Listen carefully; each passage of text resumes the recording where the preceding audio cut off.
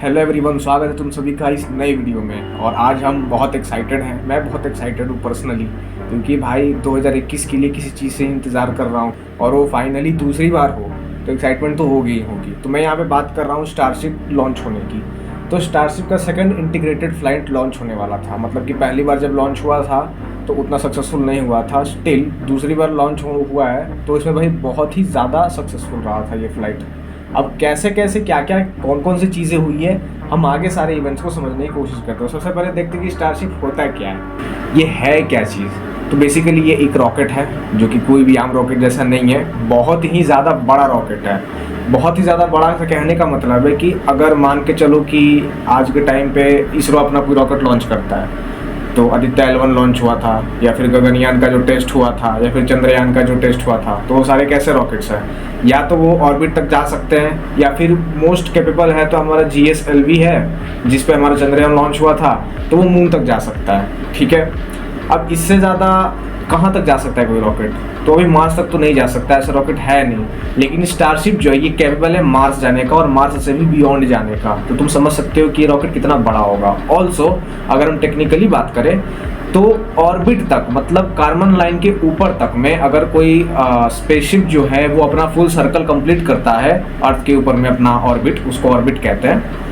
तो अगर कोई रॉकेट 100 मेट्रिक टन्स का पेलोड लेकर के कार्बन लाइन के ऊपर जा सकता है, ऑर्बिट बना सकता है, तो वो अकेला एक अभी स्टारशिप ही है। तो कुछ टेक्निकल स्पेसिफिकेशंस पे हम लोग बात कर लेते हैं, क्योंकि भाई रॉकेट है ऑब्वियसली। पर स्टारशिप का हाइट कितना होता है? स्टारशिप का जो हाइट है भाई वो तुम्हारा 121 या फिर 120 मीटर्स के अप्रॉक्स में होता है। तुम ऐसा समझ सकते हो कि ऑन एन एवरेज 20 तल्ला का जो बिल्डिंग होती है ना, 20 स्टोरी जो बिल्डिंग होती है वो जितनी लंबी होती है उतना ही बड़ा ये रॉकेट है। इसका डायमीटर जो है वो 9 मीटर्स का है। अब 1 मीटर तुम लोग जानती हो कितना होता है, तो उसके हिसाब से तुम लोग अंदाज़ा लगा सकते हो कि इसका डायमीटर कितना है। मतलब बहुत ही ज़्यादा चौड़ा भी है, मतलब लंबा भी है, चौड़ा भी है। पेलोड कैपेसिटी जैसे कि मैंने तुम्हें इसका बताया कि पेलोड ये 100 to 115 टन्स ले जा सकता है, और 200 टन्स ये ऑर्बिट तक ले जा सकता है फुल्ली एक्सपेंडेबल में। मतलब कि अब है क्या इस रॉकेट में मेन खास बात क्या है, ये रीयूजेबल है। मतलब कि ये दोबारा भी इस्तेमाल हो सकता है। अब आजकल के रॉकेट्स कैसे होता है, जैसे नासा या फिर इसरो या फिर दूसरे स्पेस एजेंसीज जो है स्पेसएक्स को छोड़ करके, वो एक बार तो रॉकेट लॉन्च करते हैं सामान के साथ में, फिर उनका सामान तो उनकी जगह पे पहुंच जाता है, लेकिन रॉकेट वापस लौट के नहीं आता है हमारे पास में इस्तेमाल करने के लिए दोबारा। जैसे कि इलॉन मस्क हमें समझाते हैं कि एक वैसी ही बात हुई जैसे कि आप एक प्लेन में चढ़े, वो प्लेन आपको लेट से पटना से दिल्ली लेकर के गई, तो आप वो प्लेन जब दिल्ली पहुंचेगी तो उसके बाद में वो खराब हो जाएगी, मतलब उसका कोई काम ही नहीं रहेगा। और हर बार अगर नया प्लेन खरीदना पड़े यहाँ से वहाँ जाने के लिए, तो सोचो कितना ज़्यादा कॉस्ट होगा। तो सिमिलर हमारे रॉकेट्स के साथ भी यही केस है। अभी तक तो यही चला आ रहा था अनटिल अनलेस फैल्कन 9 हमारा सक्सेसफुल नहीं हुआ था तब तक। ठीक है, तो ये जो रॉकेट है इसका कैचिंग मैकेनिज्म कुछ ऐसा होने वाला है, जब ये फ्लाइट लेगा तो स्टेज सेपरेशन के बाद में सेकंड स्टेज जो है वो आगे कंटिन्यू करता रहेगा अपने 6 रैप्टर इंजन्स, रैप्टर वैक्यूम और रैप्टर सी लेवल के इंजन्स के साथ में कंटिन्यू करते रहेगा अपना जर्नी। और फर्स्ट स्टेज जो है जिसको हम लोग सुपर हेवी कह रहे हैं, वो वापस आएगा, मनूवर करेगा। मनूवर करने का मतलब अगर ऊपर ऐसे जा रहा है तो ऊपर जाके फिर ये वापस घूम करके उल्टा और वापस आएगा जहां से ये लॉन्च हुआ था। जी हाँ, जहां से लॉन्च हुआ था वहीं ये वापस आएगा। फिर उसके बाद में जो लॉन्च टावर है, जिसको भाई काफ़ी फैंसी नाम दिया है इन्होंने गॉडजिला मूवी के ऊपर, तो जो रॉकेट का सपोर्ट टावर जो है वो मेकाजिला है, उसका नाम मेकाजिला रखा गया है। तो मेकाजिला क्या करेगा, सुपर हेवी को कैच करेगा। ये दोनों उसके आर्म्स हैं, जैसे कि तुम देख सकते हो वीडियो में। तो ये दोनों के दोनों जो आर्म्स हैं, जैसे ही इसके बीच में रॉकेट आएगा, जो सुपर हेवी हमारा जैसे ही इन दोनों आर्म्स के बीच में आएगा मेकाजिला के, इसके ऊपर वो थोड़ा सा देर के लिए हवर करेगा।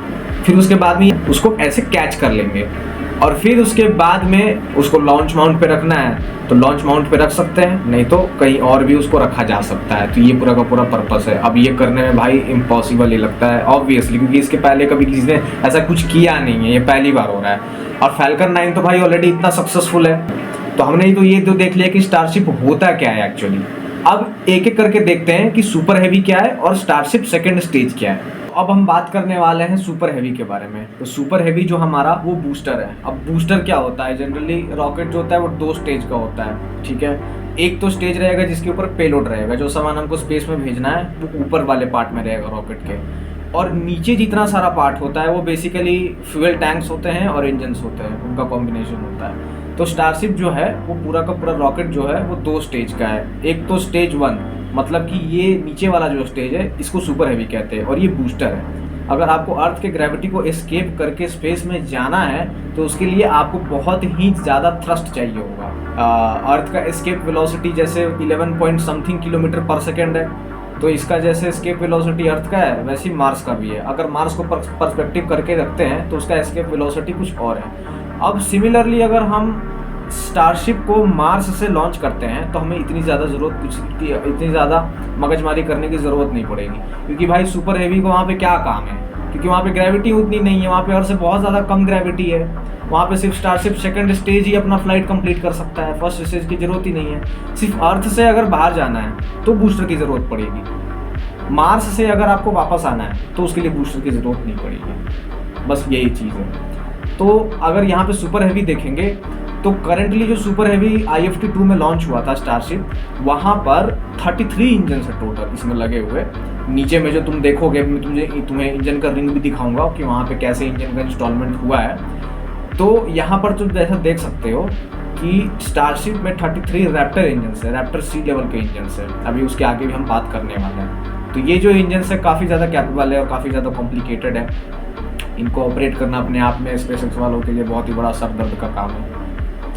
फिर उसके ऊपर हम लोग में आते हैं तो हम लोग को यहाँ पे दिखता है कि ग्रिड फिन्स है, जो कि मैंने पहले वीडियो में बताया था मैंने पिछले वीडियो में ग्रिड फिन्स क्या काम करते हैं।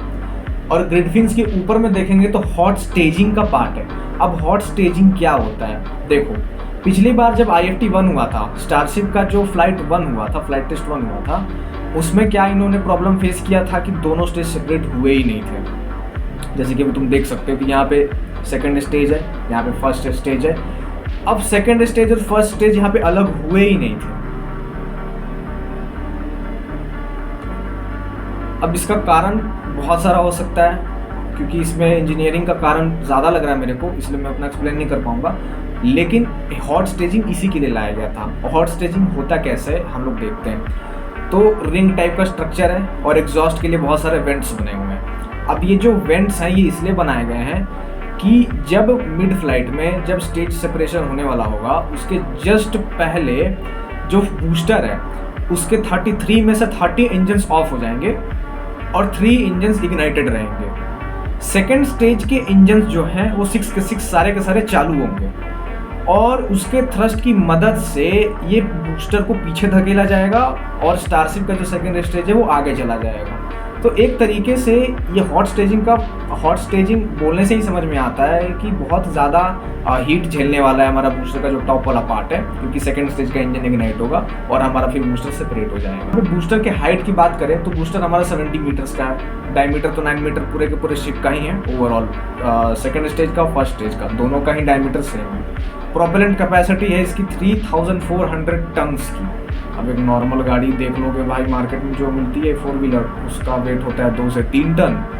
एक बोइंग 737 जो एयरक्राफ्ट है उसका 65 to 80 टन वेट होता है। और बहुत बड़ा शिप की बात करें, बहुत बड़े एयरक्राफ्ट की बात करें तो वो हमारा 747 है। हमारे पास फिर बोइंग 747 है जिसका वेट ऑलमोस्ट 160 to 185 टन के आसपास में।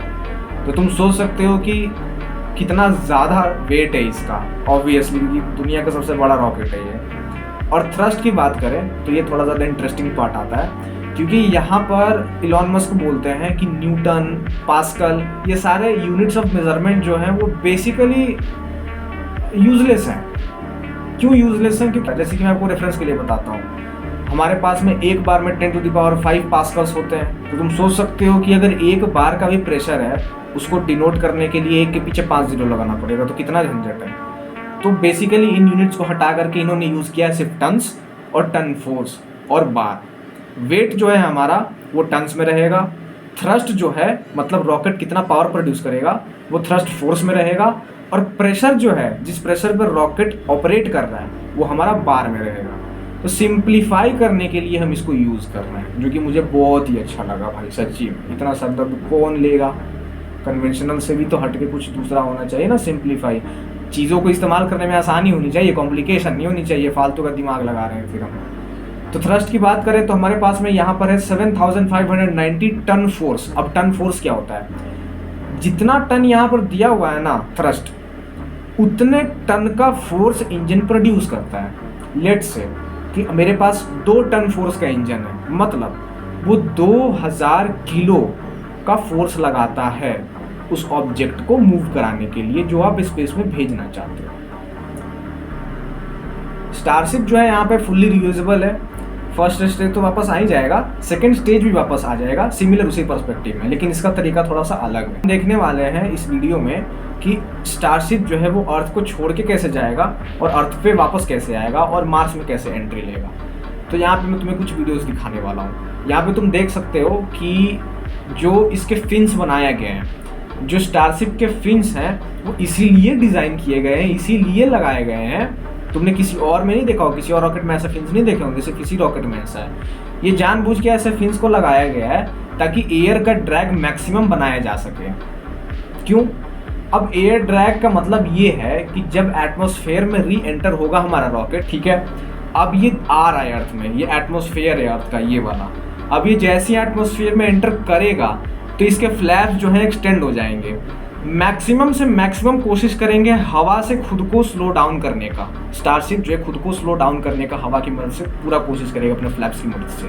अब ये खुद को स्लो डाउन करेगा और इस मोमेंट पे जो है बहुत ही ज़्यादा इसका बॉडी हीट होगा, और इतना ज़्यादा हीट रोकने के लिए हमें चाहिए होगा हीट टाइल्स, जो कि स्टील जो कि हीट को रोक सके। तो इसी बीच में हमारा जो एयर है वो इतने ज़्यादा फ्रिक्शन की वजह से आयोनाइज हो जाएगा और प्लाज्मा भी हमें देखने को मिलेगा। तो खैर आगे बढ़ते हैं। तो जैसे ही ये री एंटर करेगा बहुत ज़्यादा एयर ड्रैग की वजह से ये स्लो डाउन होगा, और लास्ट मोमेंट पे इसके जो इंजन्स है वो इसको रॉकेट को फ्लिप करके, स्टारशिप को फ्लिप करके इसके जो इंजन्स है उसको दोबारा फिर इग्नाइट किया जाएगा और लास्ट मोमेंट पे ला करके इसको ऐसे रोका जाएगा। तो ये हमारा यहाँ पे पूरा का पूरा प्रोसीजर है। कुछ टेक्निकल स्पेसिफिकेशंस की बात कर लेते हैं। सुपर हेवी यहाँ पे कुछ टेक्निकल स्पेसिफिकेशंस की बात कर लेते हैं स्टारशिप का सेकंड स्टेज का। हाइट जो है इसकी 50 मीटर्स है, डायमीटर जो है वो 9 मीटर्स है, जैसे कि मैंने बताया था कि प्रोपेलेंट कैपेसिटी इसकी है 1200 टन की। अब सुपर हेवी जो बूस्टर है हमारा उसका तो लगभग बहुत ज़्यादा है, इसके दुगने भी है, दुगना से ज़्यादा ही है सुपर हेवी का जो प्रोपेलेंट कैपेसिटी है। तो वो ज़्यादा ज़रूरी इसलिए हो जाता है क्योंकि वो तो मेन काम ही वही कर रहा है, क्योंकि ये तो जा करके जब सुपर हेवी 100 जब सुपर हेवी इसको कार्बन लाइन के बाहर पहुंचा देगा, वहाँ से इसका काम शुरू होगा ना। अभी तो सारा का सारा काम बूस्टर ही कर रहा है अर्थ से, इसीलिए इसका थोड़ा सा प्रोपेलेंट कैपेसिटी कम है। और प्रोपेलेंट कैपेसिटी कम होने का मतलब ये नहीं है कि ये थोड़ा सा कौन हो गया इसका, ऐसा कुछ नहीं है। होगा क्या कि इसको रिफ्यूल किया जाएगा ऑर्बिट में।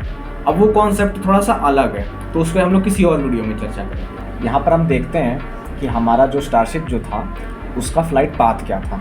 तो सबसे पहले तो यहाँ पर तुम देख सकते हो, एक कर्सर देखो मेरा यहाँ पे, ये जो हाथ बना हुआ है ना कांग्रेस वाला, यहाँ पे देखो, यहाँ पर ये जो हमारा लॉन्च पैड पे बैठा हुआ है स्टारशिप, ठीक है। यहाँ पे सुपर हेवी जो है, सुपर हेवी हमारा जो बूस्टर है, ये वाला पार्ट से, ये वाला जो पार्ट, इसको जूम तो कर ही सकते हैं, मेरा तो प्लस वाला भी क्लिक करा है, ये देखो। यहाँ पर अगर हम देखें तो ये हमारा पर जो सुपर हेवी बूस्टर है, ये इतना पार्ट यहाँ से ये इग्नाइट होगा, ठीक है, जो कि हुआ। और फिर उसके बाद में यहाँ पर ये लिफ्ट ऑफ होगा, लॉन्च होगा। फिर उसके बाद में यहाँ पर एसेंट होते होते होते होते एक टाइम ऐसा आएगा जब ये एक स्पेसिफिक हाइट अचीव कर चुका होगा, एल्टीट्यूड, तब क्या होगा, तो यहाँ पर सेपरेट हुए। यहाँ पर तुम जो देख रहे हो ना, ये दोनों के दोनों स्टेज जो है ये भी इग्नाइट रहेगा, ये भी चलते रहेगा 3 इंजन, और इसका सारे के सारे 6 इंजन वो भी चलते रहेंगे। अब इसका पर्पस ये था, इसको कहते हैं हॉट स्टेजिंग। इसका पर्पस ये था कि इसका जो थ्रस्ट है इसको हेल्प कर दे इससे अलग होने में, ठीक है। फिर उसके बाद में जैसे ही ये अलग हुआ तो हमने क्या देखा कि फ्लिप मनूवर हुआ, मनूवर मतलब मुड़ना, तो फ्लिप हुआ। ये जो बूस्टर है हमारा सुपर हेवी, ये फ्लिप हुआ और वापस घूम करके आने वाला था। ये सुपर हेवी जो था वो पूरा का पूरा घूम करके गिरने वाला था अब वाटर में, गल्फ ऑफ मैक्सिको में गिरने वाला था, ठीक है। और यहाँ पर जैसे ही सरफेस के पास में आता वाटर के, इसका इंजन जो है रीइग्नाइट होता ताकि थोड़ा सा स्पीड कम किया जा सके। मे भी हो सकता है कि इनका रिकवरी का प्लान होगा बूस्टर का, देखे कि कैसा मतलब फिजिकल डैमेज क्या है, एट्रोसिटी क्या है वगैरह वगैरह। लेकिन डेटा तो इनको वैसे भी मिल चुका था जितना उन्होंने लेना था। तो आते हैं अपने सेकंड स्टेज पे। फर्स्ट स्टेज का तो इतना सारा काम हो गया, हमने देखा भी कि लाइव स्ट्रीम में कि बूस्टर जो है यहाँ पर इसी फेज़ में बूस्ट बैक बर्न में ही इंजन्स कुछ चालू नहीं हुए, ठीक है। और फिर उसके बाद में उतना स्ट्रेस और इंस्टेबिलिटी झेल नहीं पाया फर्स्ट स्टेज, और फिर रैपिड अनस्केड्यूल्ड डिसअसेंबली हुआ, मतलब कि बूम। सेकेंड स्टेज जो है हमारे यहाँ पर आगे बढ़ रहा था और सक्सेसफुली आगे बढ़ रहा था, कोई दिक्कत नहीं थी। यहाँ पे स्टारशिप जो है वो एसेंट करते जा रहा था। यही हमारा सेकंड स्टेज को ही स्टारशिप हम लोग बोलते हैं। फर्स्ट स्टेज को हम लोग सुपर हेवी में बोलते हैं। तो स्टारशिप का जो इंजन है वो बंद हो गया, हो जाना था। और फिर उसके बाद में ये कोस्ट फेज़ में चला जाता, मतलब तो जैसे कि अर्थ है, एनिमेशन में तुम लोग देख सकते हो कि अर्थ आ चुका है, तो अर्थ है।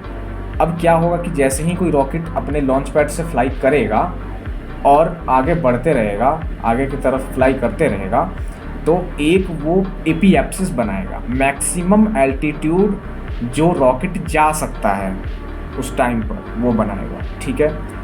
फिर उसके बाद में उस पॉइंट पर जब वो रॉकेट पहुंच जाएगा, उसके बाद में उसका इंजन दोबारा चालू किया जाएगा, जो कि इंजन अभी देख सकते हो कि स्टारशिप का इंजन जो बंद हो गया था। फिर उसके बाद में कोस्ट फेज़ आया था। तो ये कोस्ट फेज़ आने के बाद में जब वहाँ पर एक एपीएप्सिस पर वो पहुँचेगा, एपीएप्सिस पर, तो उसके इंजन जो है उसको दोबारा चालू किया जाएगा।